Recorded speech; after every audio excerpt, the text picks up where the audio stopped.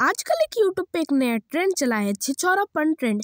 इस ट्रेंड में कुछ पाकिस्तानी लोग अपना छिछोरापन दिखाकर अपने आप को फेमस समझने की कोशिश करते हैं।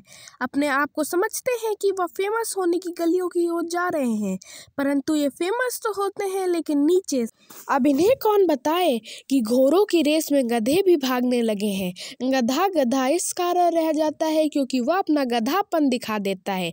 वही काम पाकिस्तान के कुछ यूट्यूबर्स करते हैं जो फेमस होने तक किसी भी हद तक जा सकते हैं, वही गधापन लेके। तो दुनिया में एक ही है, वह है सनातन धर्म।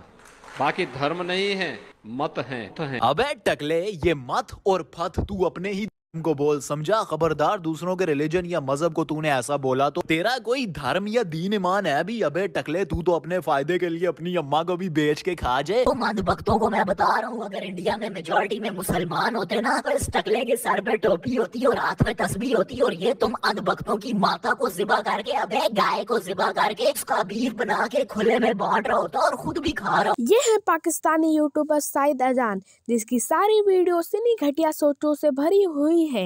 वीडियो को एंड तक जरूर देखिएगा, हम इस साइद अजान की पूरी रहस्य पट्टी खोलते हैं।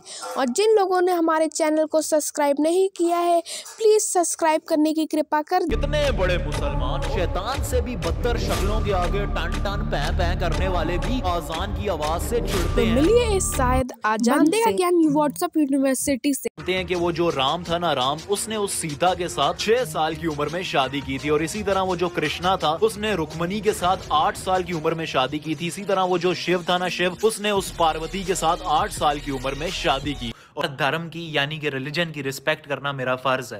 भाई बंदे की गरीबी क्या है भाई, लोग वहाँ से हकते ही मुंह से हगना शुरू कर दिया है। भाई बंदा आधा अधूरा ज्ञान लेके हर फील्ड में उंगली करने पहुंच जाता है। भाई अगर तेरी आंखों में बवासीर नहीं हुआ होगा तो इस आर्टिकल को पढ़ लेना, भाई तुझे समझ में आ जाएगा राम ने कौन सी एज में मैरिज की थी और कृष्ण ने कौन सी एज में मैरिड की थी और पार्वती ने कौन सी एज में मैरिड की थी।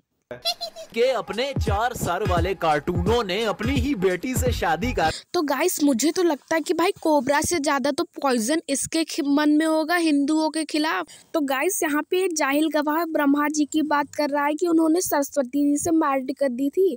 भाई अगर मैं तुझे बताऊं कि ब्रह्मा जी और सरस्वती जी की मैरिड एक सिंबॉलिक रिप्रेजेंटेशन है, हर फील्ड में उंगली करा ना कर। सारे अंधभक्त भगवान ही मानते हैं, इसकी बहुत ही ज्यादा इज्जत करते हैं, रिस्पेक्ट। साला हमें इसलिए मना करता है मांस ना खाने से ताकि इसके लिए और बच सके। हमें कहता है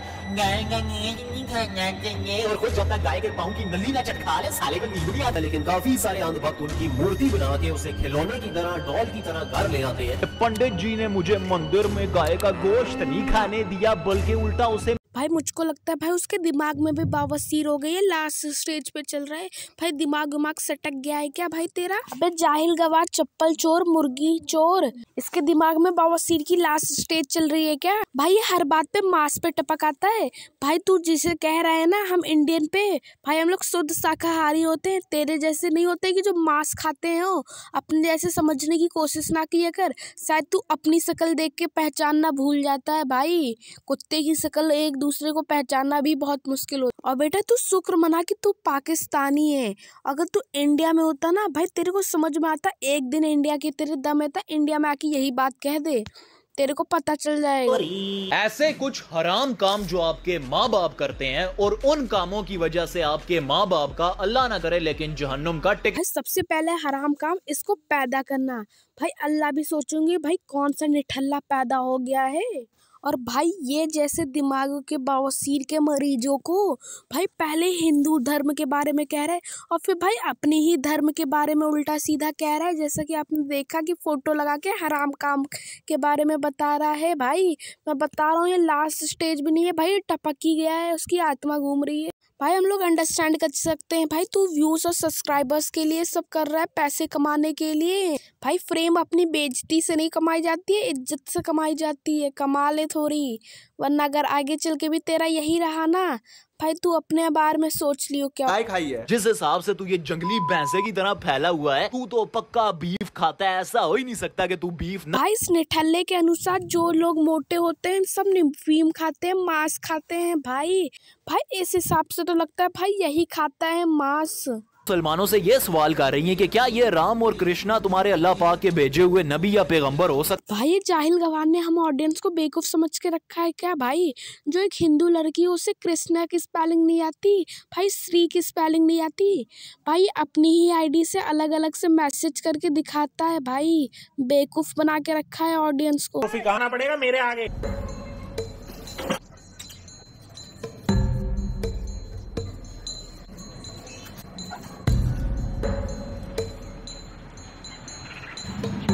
भाई इस गवार ने टी शर्ट पहले इसलिए उतार दी अपनी कंजूसी के चक्कर में।